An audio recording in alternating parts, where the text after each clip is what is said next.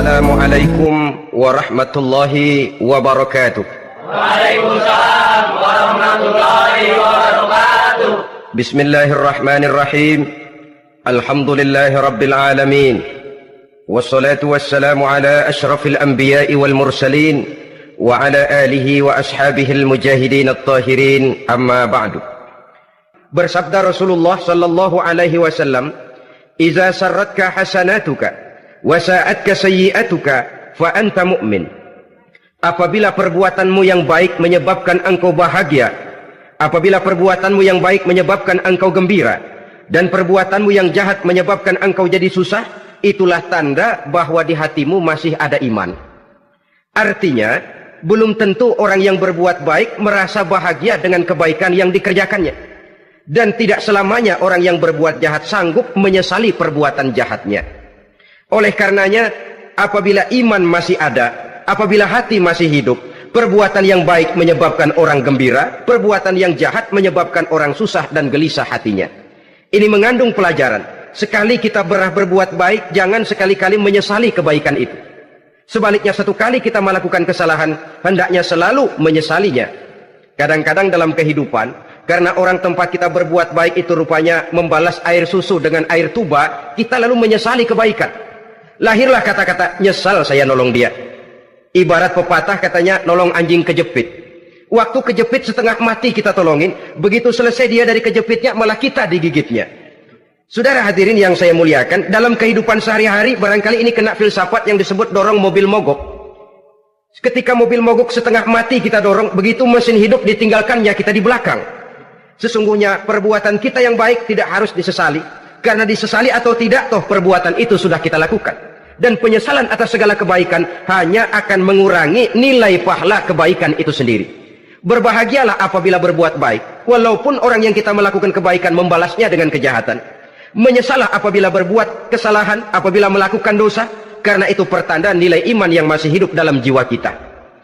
Saudara-saudara kaum muslimin yang berbahagia, jadi sungguh pun pahala dan dosa sesuatu yang abstrak, efeknya jelas dia mendatangkan kebahagiaan atau membawa kepada kegelisahan batin di dalam kehidupan manusia. Orang di zaman materialis kurang terangsang berbuat pahala dan terdorong melakukan dosa. Kenapa? Karena pahala tidak kelihatan, dosa tidak nampak. Kalau pahala kelihatan, barangkali nggak kuat kita mikul pahala. Kalau dosa benjol, umpama tiap bikin dosa palanya benjol, barangkali sudah nggak karu-karuan kepala kita. Baik pahala, baik dosa, sesuatu yang tidak nampak oleh pandangan mata zahir, tapi yang punya efek dalam kehidupan ini. Orang yang banyak pahalanya dengan orang yang banyak dosanya, kalau dia berjalan barangkali sulit kita membedakan. Tapi efeknya dalam kehidupan ini jelas adanya. Sesuatu yang bernama pahala kita perlukan, karena hidup tidak berhenti hingga di sini. Sesuatu yang bernama dosa harus kita hindarkan, karena ada kelanjutan sesudah hidup yang sekarang ini, kehidupan dari satu pertanggungan jawab. Itu sebabnya Imam Ghazali dalam bahasa yang indah sekali berpesan, "Jaddidis safinah fa innal bahra amiq wa khuziz zad fa innas safara ba'id." Perbarui selalu kapalmu, rawat, jaga baik-baik, dandani kapalmu, fa innal bahra amiq, karena sesungguhnya lautan ini sangat dalam. Satu bahasa yang indah dari tamsil terhadap kehidupan. Perbaiki kapalmu karena lautan ini sangat dalam. Artinya, jaga baik-baik hatimu, pelihara iman dan keyakinanmu, karena hidup ini bagaikan gelombang lautan. Tempo-tempo air tenang, tempo-tempo ombak menggila dan menggunung. Jaga iman baik-baik karena hidup penuh dengan cobaan dan ujian. Itu maksudnya. Wa khuziz zad fa inna safara ba'id. Dan bawa bekal yang banyak karena perjalanan hidup ini sangat panjang. Perjalanan ini sangat jauh. Kita kalau pergi keluar kota tentu saja membawa bekal. Makin jauh kota yang akan kita tuju, makin banyak bekal yang harus kita bawa. Alangkah sengsaranya manusia apabila dia akan pergi ke satu kota yang jauh, modalnya cuma nekat. Bagaimana nanti di sana sajalah. Tidak membawa bekal sebagaimana yang sewajarnya. Hal yang semacam ini, senangnya sih belum tentu, keblangsak dan susahnya sudah kebayang. Itu dalam kehidupan di dunia ini. Bagaimana kalau sudah bicara tentang kehidupan yang akan datang? Karena sesungguhnya hidup ini merupakan satu perjalanan yang sangat panjang. Sejak kita tinggal di alam arwah, pada saat jasad belum lagi diciptakan Allah, ruh sudah diciptakannya lebih dahulu. sampai kemudian kita pindah ke alam rahim, alam kandungan ibu, untuk kemudian berpindah kepada kehidupan dunia. Dari dunia ini kita pindah ke alam barzakh. Di sana tinggal kita 100 tahun mungkin, 100.000 tahun mungkin, 1 juta tahun mungkin, menunggu saat datangnya kiamat. Lalu dari alam barzakh pindah kita ke alam akhirat, satu perjalanan yang sangat panjang. Alangkah malangnya, alangkah sengsaranya jika tahu kita begitu panjangnya perjalanan hidup ini, tidak ada bekal yang kita bawa. Artinya kesengsaraan, kesulitan yang bertali-tali sudah jelas akan menimpa kita. Kalau pergi kita keluar kota membawa bekal uang, membawa bekal makanan, apa bekal yang mesti kita bawa? Apabila kita kembali ke alam barzakh, kembali ke alam kubur, berkumpul di padang mahsyar di akhirat nanti, nasi yang mau kita bawa, uang yang mau kita bawa? Tentu tidak lagi, karena kehidupan materialis selesai di atas liang lahat. Bila masuk kita ke liang lahat, disitulah pahala dan dosa memegang peranan yang sangat penting. Maka pada pertemuan malam ini kita akan bicara tentang pahala dan dosa itu. Saudara-saudara kaum muslimin rahimakumullah, yang dinamakan pahala, kata Imam Ali Al-Jurjani dalam kitab At-Ta'rifatnya, ma yastahiqqu bihi rahmatu wal maghfiratu minallahi ta'ala, sesuatu yang pelaksananya berhak untuk mendapat rahmah dan ampunan dari Allah. Dengan kata lain, nilai pahala adalah akibat dari perbuatan-perbuatan di dalam melaksanakan perintah dan anjuran yang ada di dalam kehidupan agama. Apabila perintah dan anjuran kita laksanakan, nilai pahala itu lalu datang. Nah, nilai pahala dalam Islam, menurut konsepsi Quran, Allah menjelaskan, man jaa bil hasanati falahu asyru amsalihha. Barang siapa yang datang membawa satu kebajikan, barang siapa yang melaksanakan satu kebaikan, maka dia akan mendapat balasan 10 kali dari kebaikan yang dikerjakannya. 10 kali ini pun masih dilipat gandakan dengan 7 ini pun masih dikalikan 100, dan itu pun masih ditambah dengan pernyataan wallahu yudha'ifu liman yasha. Allah masih akan melipat gandakan perbuatan baik seseorang yang dikehendakinya. Itulah nikmatnya dalam Islam. Tetapi sebaliknya, wa man jaa'a bisayyi'ati fala yujza illa mislaha. Barang siapa yang melakukan satu kejahatan, dia tidak akan mendapat balasan kecuali sesuai dengan kejahatan yang dikerjakannya. Alangkah rahman dan rahimnya Allah. Orang yang berbuat baik dibalas 10, dikali 7, dikali 100, masih dilipat gandakan pula. Tapi orang yang berbuat jahat tidak akan mendapat balasan kecuali sesuai dengan kejahatan yang dikerjakannya. Ini kan beda dengan sifat kita manusia. Kita ini kadang-kadang kalau dijitak membalasnya mukul. Tapi kalau orang berbuat baik kepada kita, kita enggan untuk berbuat baik kepada orang tadi. Allah tidak mengajarkan begitu. Satu kebaikan berbalas 10. Satu kejahatan berbalas dengan satu kejahatan. Maha Rahman dan Rahim Allah. Bahkan dalam Islam, niat berbuat baik saja mendapat pahala. Sedangkan niat berbuat jahat belum ditulis merupakan satu dosa sampai kejahatan itu dikerjakan oleh orang yang niat tadi. Umpamanya, saudara niat, nanti malam giliran pengajian, saya mau hadir di majelis taklim. Pas datang waktu malam, hujan turun sangat lebat. Saudara berhalangan datang ke majelis taklim, saudara sudah mendapat pahala niat. Tapi saudara niat, nanti malam kalau turun hujan, saya mau bongkar rumahnya si fulan, saya mau curi seluruh harta bendanya. Ternyata malam, saudara tidak mengerjakan perbuatan itu belum ditulis dosa, sampai perbuatan itu benar-benar dikerjakan. Tapi lalu jangan macam-macam. Kalau begitu niat aja yang baik, biar nggak usah dikerjain. Niat aja pengen ngaji walaupun tidak ada niatan untuk ngaji. Allah lebih tahu tentang apa yang terdetik di dalam hati sanubari kita. Itulah sebabnya sangat dianjurkan orang untuk melakukan segala macam kebajikan, dan dianjurkan orang menjauhkan segala macam bentuk kejahatan, karena dia akan berefek melahirkan dosa dan pahala. Dosa dan pahala itulah alat untuk memperoleh kebahagiaan di alam kubur, di padang mahsyar, sampai di akhirat nanti. Di dunia ini mungkin segalanya bisa kita beli dengan yang namanya uang. Keamanan kita bisa menyewa petugas untuk menjaga rumah kita. Kendaraan yang mewah bisa kita beli. Udara yang sejuk bisa kita ciptakan. Siapa banyak uang, dia raja. Mungkin itu di dunia. Tapi bisa apa uang kalau kita sudah masuk ke alam kubur? Bisakah munkar nakir kita sogok? Udah karkir, jangan nanya, nih cepet. Bisakah malaikat azab menyingkir dengan uang semir? Ternyata tidak. untuk memperoleh kebahagiaan di sana, nilai pahala. Kesengsaraan akan kita dapat kalau kita banyak menumpuk dosa. Oleh karena itu jangan beranggapan, pahala nggak kelihatan, dosa juga nggak kelihatan, biarin saja.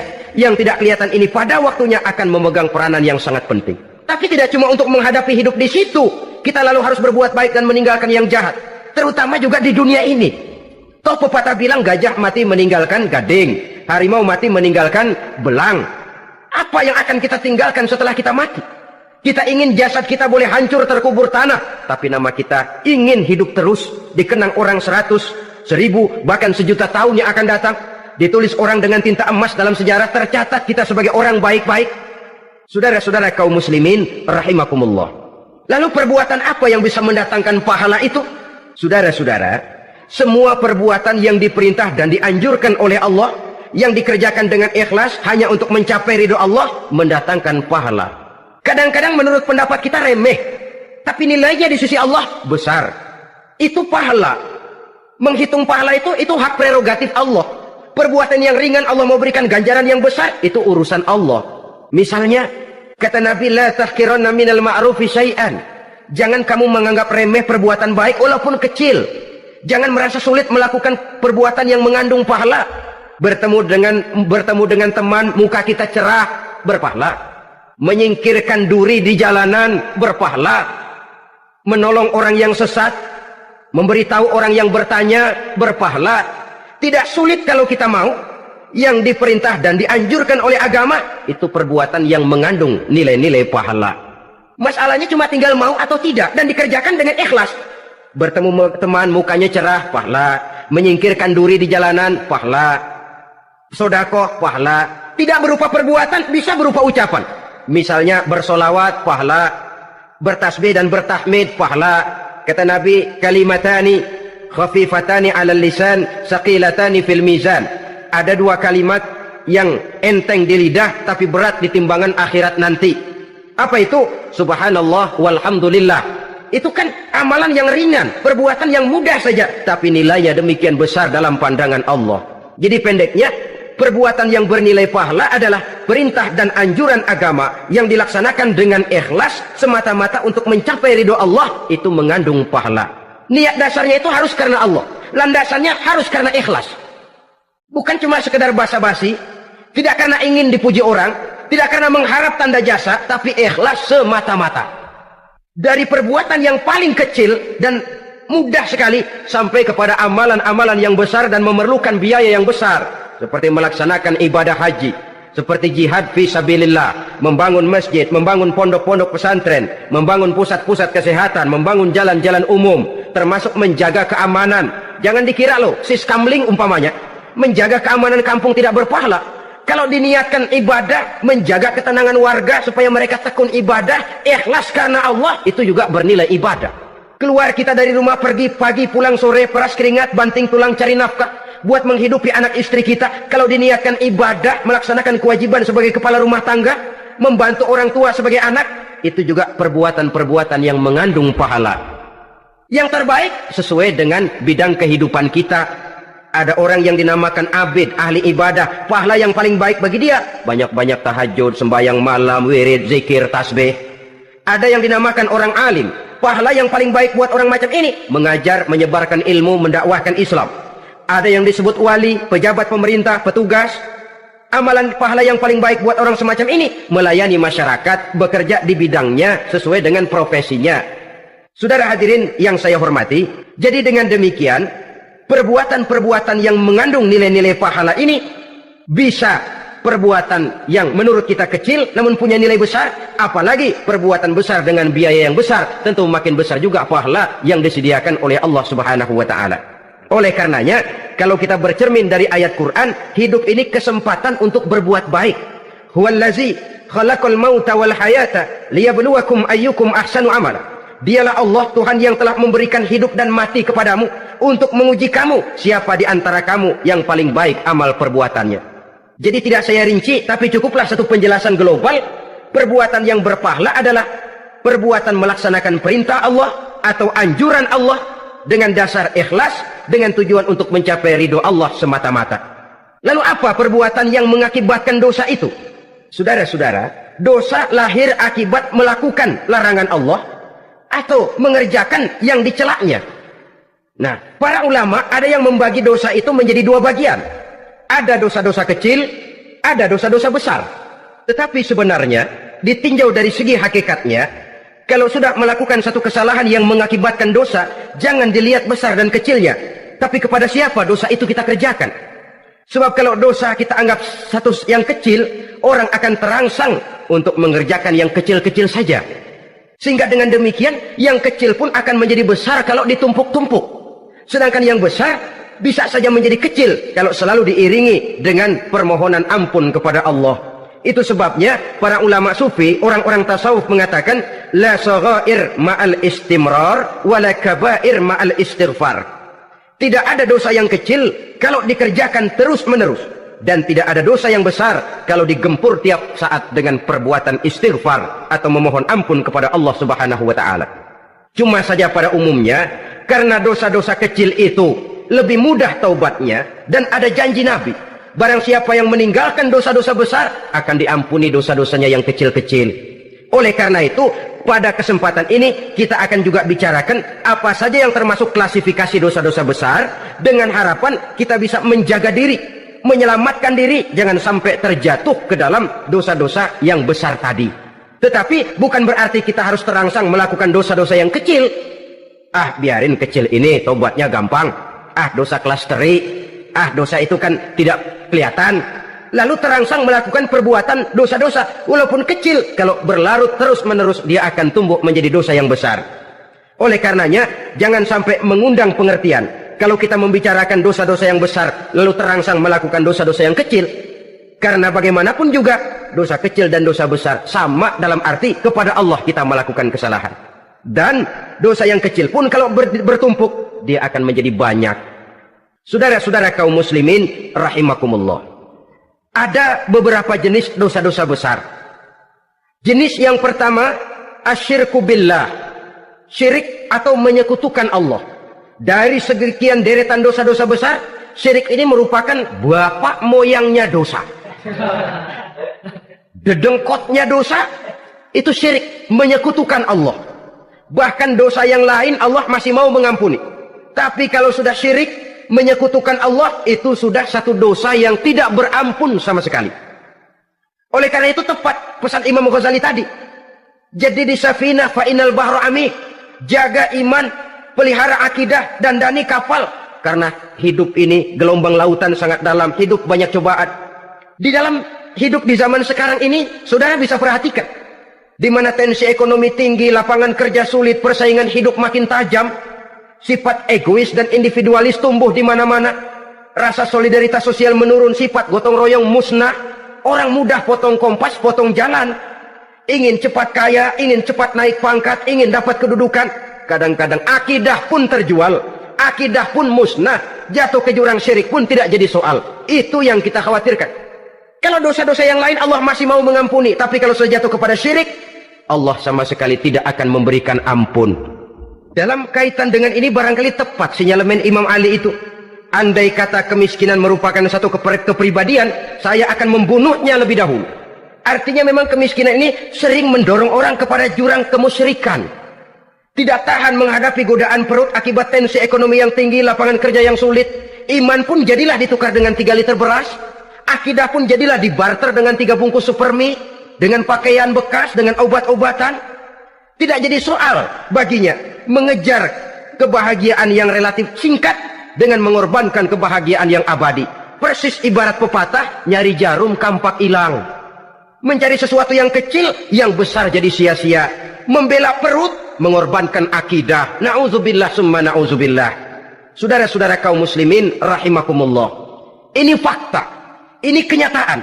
Dan hal semacam ini tidak bisa diatasi cuma dengan ceramah, simposium, diskusi, seminar. Apalagi Nabi berpesan, solahu ummati bil ilmi wal mal. Umatku hanya bisa menjadi baik akidahnya dengan ilmu dan harta. Itu bahasa Nabi. Kalau bahasa kita sekarang, dengan ekonomi dan pendidikan. Ilmu, pendidikan, ekonomi, harta. Tanpa itu sangat besar kemungkinan kita bisa menjual akidah terjerumus di lembah kemusyrikan. Maka terutama kepada saudara-saudara saya, muslimin yang terpencil jauh dari kota-kota besar, yang kadang dalam kehidupan seharinya imannya sering digoda oleh supermi, akidahnya sering ditantang oleh pembagian beras, pakaian-pakaian bekas, obat-obatan dan sebagainya. Jaga dan bentengi akidah kita. Lebih baik nyawa berpisah dari badan, asal iman jangan berpisah dari hati. Kepada adik-adik saya para remaja, para pemuda di kota-kota besar, yang iman dan akidahnya sering ditantang dengan minuman-minuman keras, fasilitas-fasilitas yang menghanyutkan, yang secara terarah dan praktis sedikit demi sedikit menggiring kita untuk keluar dari nilai-nilai akidah. Hati-hati, jaga baik-baik, sebab intan paling mahal, mutiara paling berharga, tidak lain nilai iman ini. Tergelincir kita daripadanya, jatuh ke lembah kemusyrikan, jatuh ke satu dosa yang teramat besar, yang Allah tidak akan pernah memberikan ampun lagi. Ini dosa besar yang pertama. Yang kedua, qatlun nafsi illa bilhaq, membunuh orang tanpa alasan yang benar. Di zaman kesulitan ekonomi kadang-kadang orang mudah nekat. Tengok saja, kadang-kadang karena pasal uang 100-200 perak saja nyawa bisa melayang. Kadang-kadang karena urusan yang remeh, salah omong, salah ambil, salah ucap, salah pegang, nyawa bisa jadi melayang. Alangkah murahnya nyawa, seakan-akan kita yang punya. Padahal nyawa itu hak milik Allah. Tidak pantas kita merampasnya, tidak pantas kita menghilangkannya dari jasad seseorang. Oleh karenanya, membunuh orang merupakan satu dosa yang sangat besar. Jangankan kepada orang yang seakidah, orang yang lain akidah saja pun, kalau dia hidup berdamai, rukun, berdampingan, kita harus melindungi. Apatah lagi teman seakidah sendiri. Saudara-saudara kaum muslimin rahimakumullah, pantas kalau Nabi menyatakan apabila dua orang Islam sudah saling berkelahi, berbunuh-bunuhan, al-qatil wal maqtul finnar, yang membunuh dan yang dibunuh dua-duanya sama-sama masuk neraka. Sahabat heran, ya Rasul, kalau yang membunuh masuk neraka sih wajar, tapi yang terbunuh kok neraka juga, kenapa? Kata Rasul, sebenarnya dia juga cuma sudah niat untuk membunuh, cuma keduluan saja. Andai kata dia tidak terbunuh, tentu dia yang akan membunuh. Saudara-saudara kaum muslimin rahimakumullah, Islam sesuai dengan namanya adalah agama damai. Kita tidak boleh mencari-cari musuh, walaupun tidak boleh lari kalau bertemu musuh. Oleh karenanya, pantang seorang muslim menimbulkan benih keonaran menjadi biang kerok buat lingkungannya. Sesuai dengan namanya, seorang muslim adalah seorang yang dalam hidup senantiasa berusaha menebarkan salam, menebarkan kedamaian, ketenangan dan ketentraman. Dengan prinsip musuh jangan dicari, bertemu pun jangan lari. Yang ketiga, termasuk dalam kelompok dosa besar ini, syurbul khamr, meminum minuman keras. Termasuk di dalam kata khamr ini ganja, morfin, narkotik. Sebab apa? Jenis minuman semacam itu tidak hanya merusak keadaan sekarang, tapi sekaligus merusak kehidupan yang akan datang. Kalau itu jatuh di tangan generasi muda, artinya kan merusak kehidupan masa depan daripada suatu bangsa. Karena apa? Remaja dan pemuda merupakan bentuk miniatur daripada kehidupan bangsa. Akan bagaimana warna umat Islam di Indonesia, bahkan akan bagaimana warna Indonesia 30, 40, 50 tahun yang akan datang, remaja sekarang jawabannya. Kalau remaja kita sekarang ini kerjanya cuma bisa nyekek botol, insya Allah bangsa Indonesia 30-40 tahun yang akan datang akan tumbuh menjadi bangsa teler. Tidak banyak yang bisa kita harapkan. Remaja adalah gambaran masa depan dari satu bangsa, dari satu umat. Dan remaja itu di dalam dirinya secara fitrah terkumpul semua bakat, terdapat semua kemungkinan. Kita ini lahir membawa sifat pemimpin, tapi juga membawa sifat pengacau. Kita ini ada bakat jadi orang jujur, ada bakat jadi pengkhianat. Kita ini ada bakat menjadi orang baik-baik, kita juga punya bakat jadi biang kerok. Kita kemungkinan bisa jadi pemimpin bangsa, tapi juga bisa menjadi pemimpin bangsat. Nanti lingkungan dan pendidikan akan menumbuhkan, membentuk mana yang tumbuh lebih subur. Kalau lingkungan dan pendidikannya lebih banyak bercerita tentang kejujuran, maka nilai kejujuran yang akan tumbuh lebih banyak dalam jiwanya. Dan insya Allah diharapkan dia akan menjadi manusia yang jujur di kelak kemudian hari nanti. Dan masalah minuman keras ini sebenarnya berkait. Kita tidak bisa cuma menyalahkan remaja saja, menyalahkan pemuda saja. Karena bagaimanapun masalahnya kompleks. Menghancurkan sesuatu tanpa melihat kausalnya, tanpa melihat sebab akibatnya, kan sama juga bohong. Kemungkinan karena broken home, kemungkinan karena pergaulan, kemungkinan karena kurang perhatian orang tua, kemungkinan karena akibat bacaan, tontonan, atau fasilitas berupa dibukanya pabrik-pabrik minuman keras, dijualnya minuman-minuman keras, di warung-warung yang remang-remang, yang memberikan kenikmatan, kebahagiaan, dan kebanggaan tersendiri, sehingga akhirnya orang terangsang untuk datang dan minum di sana. Pada dasarnya memang sepele, cuman minum, nggak ngerugiin orang lain kan? Iya, pada waktu minum. Tapi dikala sudah mabuk, out of control, apapun bisa kita lakukan. Yang kita ucapkan kita tidak sadari lagi, yang kita kerjakan tidak kita sadari lagi. Dikala itu segala macam kejahatan bukan sesuatu yang tidak mungkin untuk kita laksanakan. Nggak ngerugiin orang lain, memang pada saat mau minum. Tapi begitu minum, mabuk, kita bisa merugikan orang lain. Setidaknya merugikan diri sendiri. Pertumbuhan IQ menjadi lemah, semangat kehidupan hilang, gairah kerja menurun, kalau tidak ada sama sekali. Lalu apa yang bisa kita lakukan di dalam kehidupan? Dan akan lebih celaka kalau ini menimpa kehidupan generasi muda kita. Kadang-kadang yang ironi ya, kalau yang orang tuanya mampu barangkali masih tertolong, tapi yang orang tuanya kondisi ekonomi lemah masih kepengen teler juga. Orang tuanya nggak mampu masih pengen mabuk. Dari ganja, morfin nggak dapat, akhirnya kaleng cet diisepin. Yang penting kan bisa teler, mendatangkan satu kebahagiaan tersendiri. Itu sebabnya memang satu kejahatan menurut teori polisi ya hanya bisa terjadi karena faktor N dan K, niat dan kesempatan. Niat ada, kesempatan ada, jadi orang jahat. Kurang salah satunya, biasanya kejahatan terbendung. Niat ada, kesempatan tidak ada, sulit berbuat jahat. Kesempatan ada, niat tidak ada, tidak mungkin orang jahat. Tapi yang paling dominan sebenarnya niat. Kalau niat sudah kuat, kesempatan bisa dicari, kesempatan bisa diciptakan. Biar Hansip nongkrong, ditungguin lengahnya. Ya biarin, jam 11 sampai jam 2, matanya melotot, jam 3 dia mulai ngulet, ngempet. Nah, di saat itu saya masuk ke rumahnya. Kalau niat kuat, kesempatan bisa diciptakan. Dan kalau sudah niat, ini masalah hati. Kalau sudah masalah hati, menyangkut soal moral. Moral artinya sudah masuk kepada kehidupan agama. Saudara-saudara kaum muslimin rahimakumullah. Yang keempat yang termasuk jenis dosa besar, az-zina, perbuatan zina. Di zaman pergaulan bebas dengan prinsip free love, free sex ini, tengok sudah berapa banyak gadis-gadis bergelimpangan jadi korban. Berapa banyak bayi-bayi yang lahir ke dunia tanpa tahu kemana dia mesti memanggil bapak. Apakah deretan jumlah korban ini masih harus bertambah lagi? Paling tidak, biarlah yang sudah jadi korban, tapi jangan bertambah lagi hendaknya.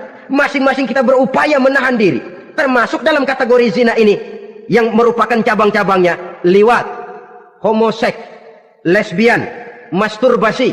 Bahkan masturbasi itu termasuk jenis zina tangan, dan itu juga merupakan satu dosa. Di samping dosa juga merusak diri, karena bagaimanapun juga dia akan mengurangi kemampuan daya pikir seseorang. Maka agama memberikan jalan keluar. Pesan Nabi, ya ma'syara syabab, man istata'a minkumul ba'at falyatazawwaj. Hai para pemuda, kata Nabi, barang siapa di antara kamu yang sudah bisa ba'at, yang sudah mampu ba'at. Ba'at itu artinya memberikan nafkah, baik nafkah zahir maupun nafkah batin. Falyatazawwaj, maka hendaklah dia kawin. Jadi yang maksud ba'at ini ya nafkah zahir, ya nafkah batin. Kita kadang-kadang cuma bisa ngasih nafkah batin saja sudah merasa pokoknya kan saya sanggup untuk kawin, lalu kawin tanpa dengan kehilangan pertimbangan. Saudara-saudara, wa in lam yastati', adapun kalau dia belum mampu, fa alaihi bisyam, hendaknya dia banyak puasa. Fa innahu lahu wija, karena puasa itu akan merupakan benteng jangan sampai orang memperturutkan hawa nafsunya. Andai kata puasa belum hobi, banyaklah olahraga para pemuda, para remaja. Karena dengan olahraga, pemikiran untuk memperturutkan hawa nafsu agak sedikit terkendali dan energi tersalurkan dalam bentuk yang positif. Pendeknya kreatif, banyak kegiatan. Ini pesan Imam Syafi'i tepat itu. Kata beliau, inni ra'aitu wuqufal ma'i yufsiduh in sala taba wa illam yajri lam yatib. Aku melihat air kalau diam rusak, tapi kalau dia mengalir jernih. Air kalau ngendap, nggak ngalir, nyamuk nyarang di situ, bisa jadi sumber penyakit. Manusia hidup begitu. Kalau nggak punya kegiatan, nggak kreatif, kerjanya cuma delohom, ayam-ayam, akhirnya jadi ngerusak. Ngomongin orang, ya ngapa? Ano. Kebangetan nggak ngapa-ngapain, orang aja dipontenin. Orang diomongin, lahirlah namimah, lahirlah ribah. Saudara-saudara, air itu kalau ngendap ada aja yang nyarang. Tapi kalau dia ngalir, orang ada kesibukan, insya Allah dia tidak akan jatuh kepada sesuatu yang bisa mengundang dosa. Isilah waktu dengan hal-hal yang bermanfaat. Karena hidup ini singkat dan tidak berjalan mundur ke belakang. Mundur hancur, berhenti diinjak orang. Sekali melangkah, jangan surut mundur ke belakang. Homoseks terlepas dari penyakit kejiwaan. Sekarang ini kan sudah ada persatuan kaum gay katanya. Meminta perlakuan yang sama dan agar dibolehkan kawin sesama mereka. Secara manusiawi boleh, secara manusiawi kita hargai mereka. Tapi dari kacamata agama, ini jelas merupakan penyimpangan. Dan penyimpangan merupakan suatu dosa. Terlepas dari pertimbangan manusiawi. Jangan karena terlalu memperturutkan suara manusiawi, lalu kita mengesampingkan agama. Termasuk lesbian, wadon karo wadon. Kalau homo itu kan lanang karo lanang katanya. Saudara-saudara kaum muslimin rahimakumullah, ini bukan penyakit baru. Liwat, homoseks sudah dikenal dari zamannya Nabi Lut, laki dengan laki. Lesbian dari zaman istrinya Nabi Lut. Terlepas dari penyakit kejiwaan, dari segi agama ini merupakan penyimpangan dan merupakan dosa yang besar. Yang kelima, yang termasuk jajaran dosa kelas kakap, qazful mu'minina wal mu'minat, menuduh orang mukmin yang baik-baik, laki atau perempuan, melakukan perbuatan zina sehingga hancur namanya di masyarakat. Ini merupakan satu perbuatan dosa yang sangat besar dan sangat dimurkai oleh Allah.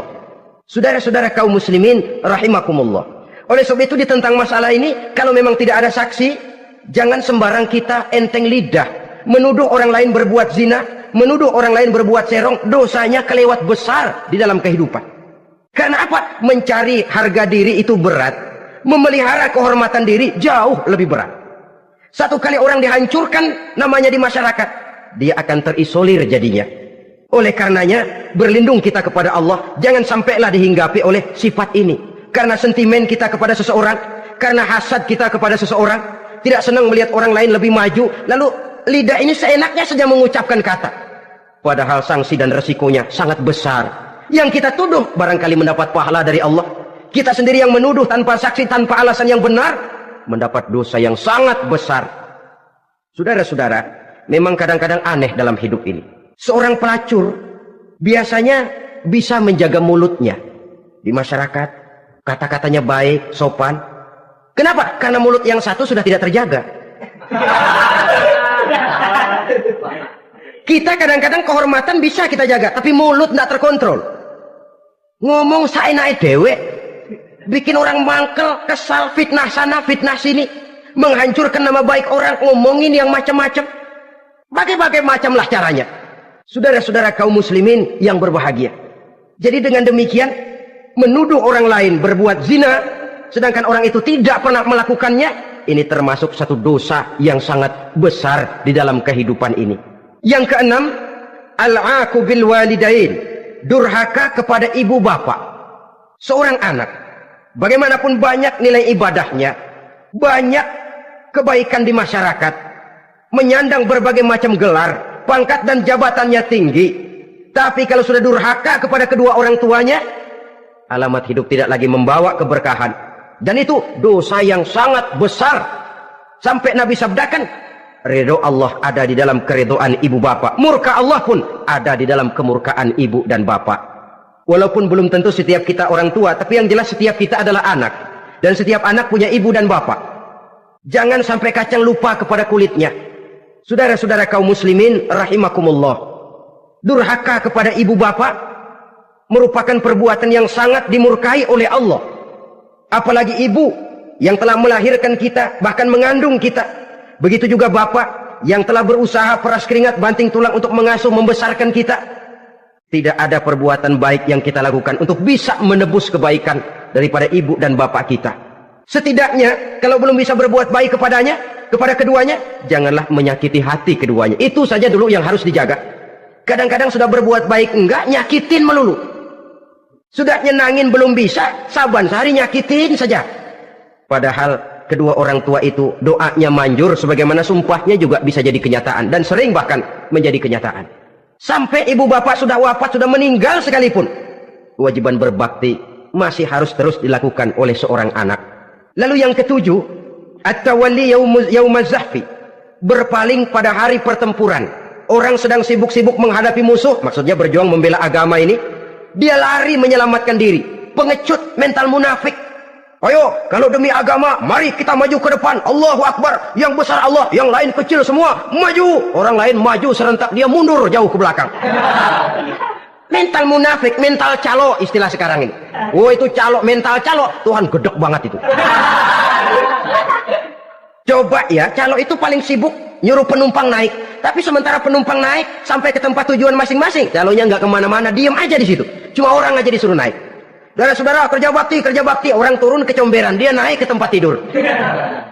Mundur di hari pertempuran, menyebabkan orang lain gugur, dia sendiri menyelamatkan diri. Mental pengecut, mental munafik, itu merupakan dosa yang sangat besar. Saudara-saudara kaum muslimin rahimakumullah, itu sebabnya agama itu memerlukan keberanian, memang, tapi bukan keberanian yang tanpa perhitungan. Sebab berani tanpa berhitung namanya berani babi. Kita berani kalau benar, kita harus takut kalau salah. Jangan dibalik. Salah berani, nekat namanya. Benar takut, pengecut namanya. Orang yang pengecut adalah orang yang takut membela kebenaran. Orang yang nekat sesungguhnya udah salah nggak malu lagi, udah salah nekat lagi, merasa rugi berbuat kebaikan, puas kalau berbuat kejahatan. Padahal Nabi pesan, siapa yang berbuat dosa sambil tertawa, nanti dia akan masuk neraka sambil menangis. Karena itu dipesan pula di dunia ini, sering-seringlah mencuci mukamu dengan air mata taubat, cuci lidahmu dengan zikir kepada Allah, bersihkan hatimu dengan air ikhlas.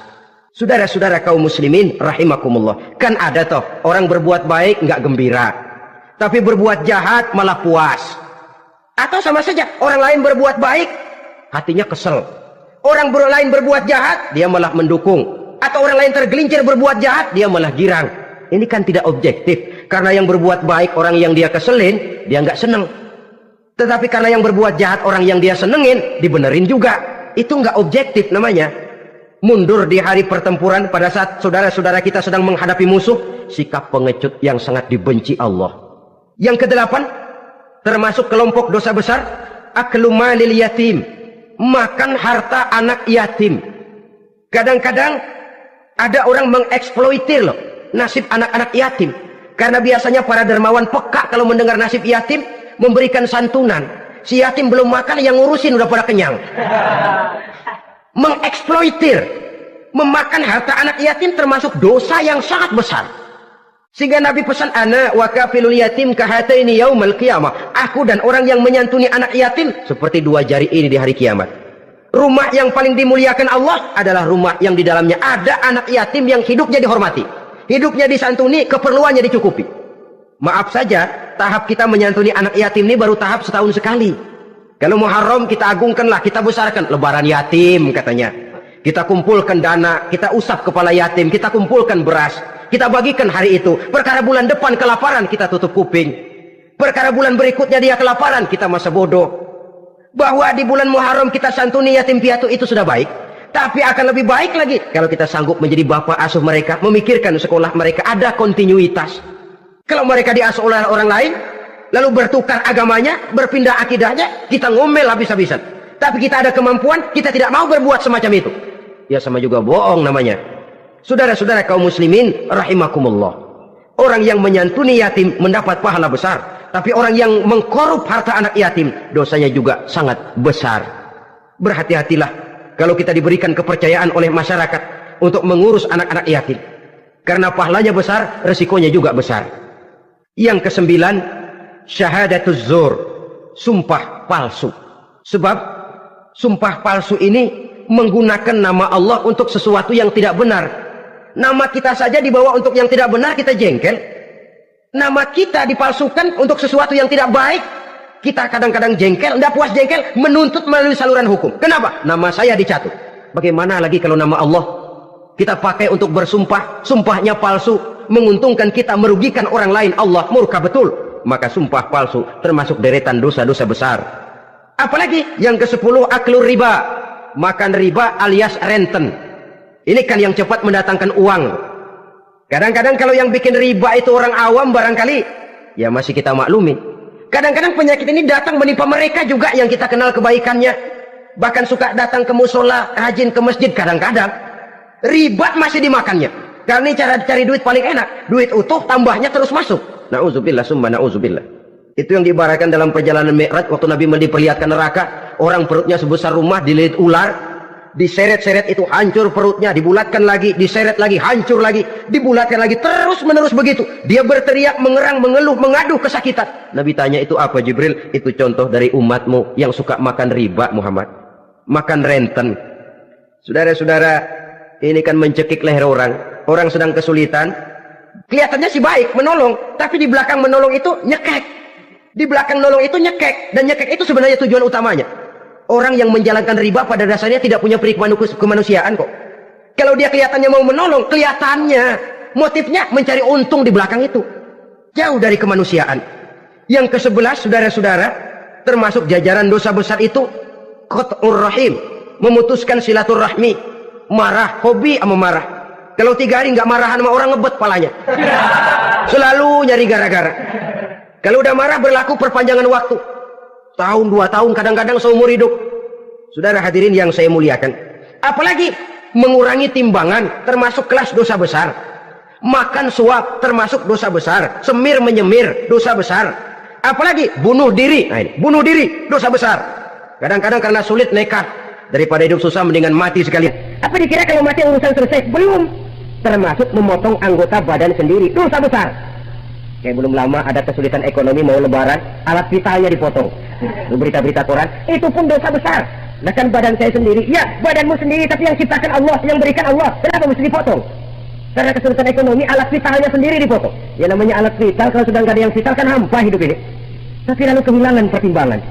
Saudara-saudara kaum muslimin, karena itu di hadapan segala macam kesulitan, jangan sampai kita kehilangan pertimbangan lalu terjatuh ke dalam dosa-dosa besar ini. Mudah-mudahan Allah selamatkan kita dari segala macam bentuk dosa besar, sehingga diampuni segala dosa yang kecil dan digerakkannya kita untuk hidup melakukan kebaikan yang membawa pahala yang sebesar-besarnya. Ini sajalah pertemuan kita saat ini. Terima kasih atas segala perhatian. Mohon maaf atas segala kekurangan. Wassalamualaikum warahmatullahi wabarakatuh.